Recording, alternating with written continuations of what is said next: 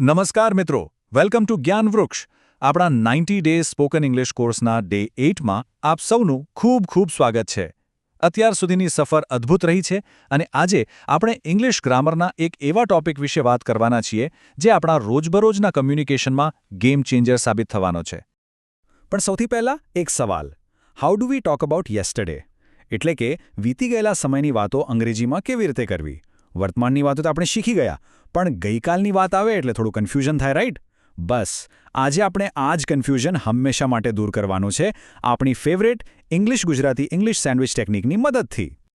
Okay, let's dive into this. આજનો આપણો syllabus એકદમ ક્લિયર અને સ્ટેપ બાય સ્ટેપ છે.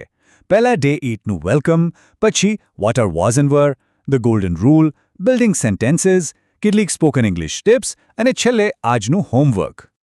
તો ચાલો શરૂ કરીએ. Welcome to day 8 talking about the past. 8મા દિવસ સુધી પહોંચવા માટે તમને બધાને કોંગ્રેચ્યુલેશન્સ.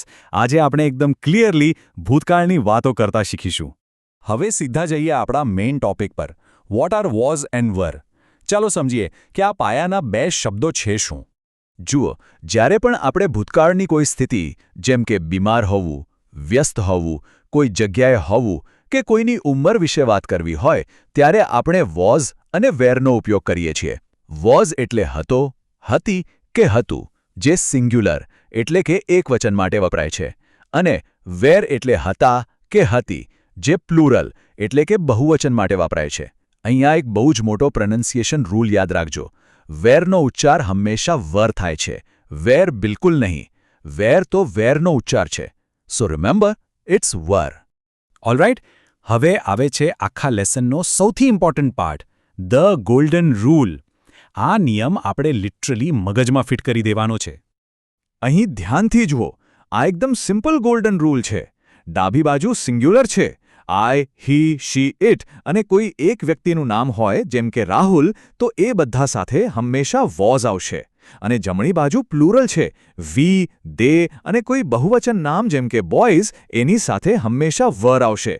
પણ આમાં એક સૌથી મોટી કેચ છે, યુ. યુ એટલે તું અથવા તમે. ભલે એક વ્યક્તિ હોય કે વધારે, યુ સાથે હંમેશા વર જ લાગશે.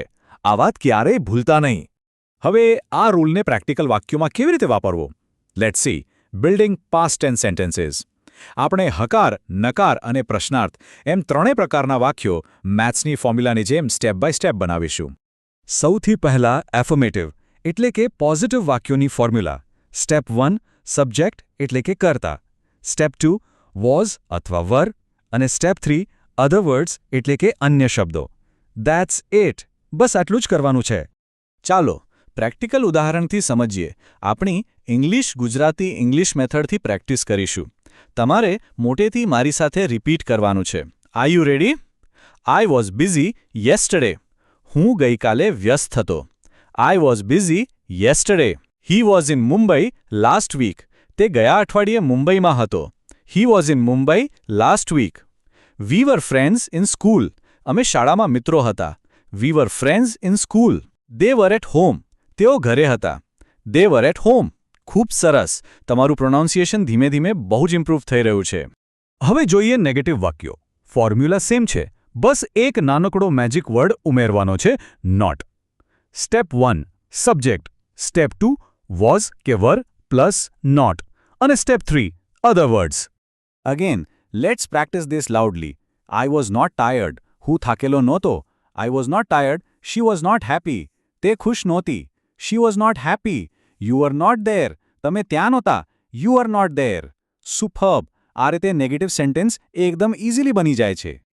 તો હવે સવાલ પૂછવો હોય તો શું કરવાનું? ઇન્ટ્રોગેટિવ સેન્ટેન્સ બનવા માટે સિમ્પલી આપણી ફોર્મ્યુલાના પહેલા બે સ્ટેપ્સ અદલાબદલી કરી દેવાના. સ્ટેપ 1માં વોઝ કે વર સૌથી આગળ આવી જશે. સ્ટેપ 2માં સબ્જેક્ટ પાછળ જતો રહેશે, અને સ્ટેપ 3માં અધર વર્ડ્સ સાથે ક્વેશ્ચન માર્ક. ચલો આને પણ બોલીને પ્રેક્ટિસ કરીએ. અવાજમાં સવાલ પૂછવાનો ટોન આવવો જોઈએ. Okay?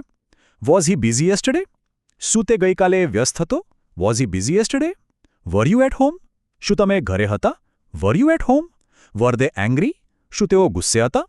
Var they angry? Absolutely right. હવે કોઈને પણ ભૂતકાળ વિશે સવાલ પૂછવો તમારા માટે એકદમ ઇઝી છે.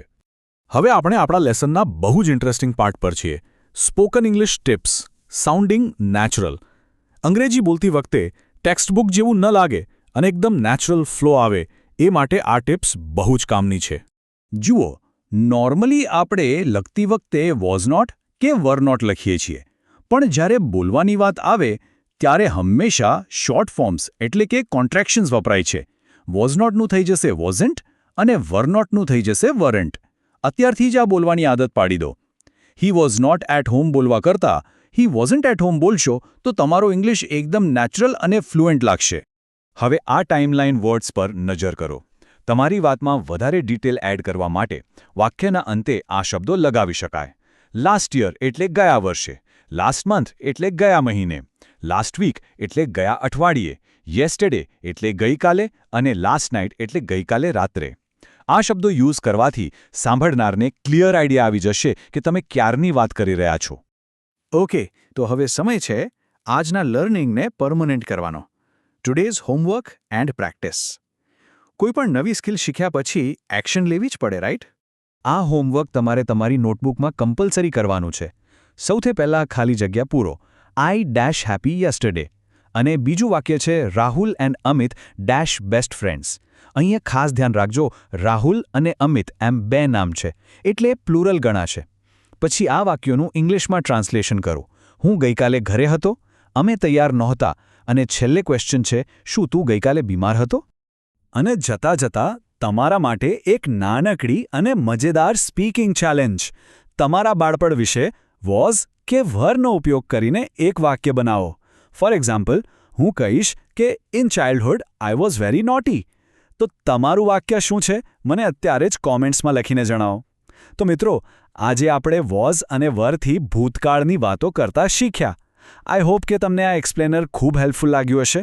જો આજનું આ લેસન ગમ્યું હોય તો પ્લીઝ લાઇક કરો, તમારા મિત્રો સાથે શેર કરો અને આપણા ડે 9ના લેસન માટે જ્ઞાનવૃક્ષ ચેનલને સબસ્ક્રાઇબ કરવાનું બિલકુલ ભૂલતા નહીં. મળીએ છીએ ડે 9માં.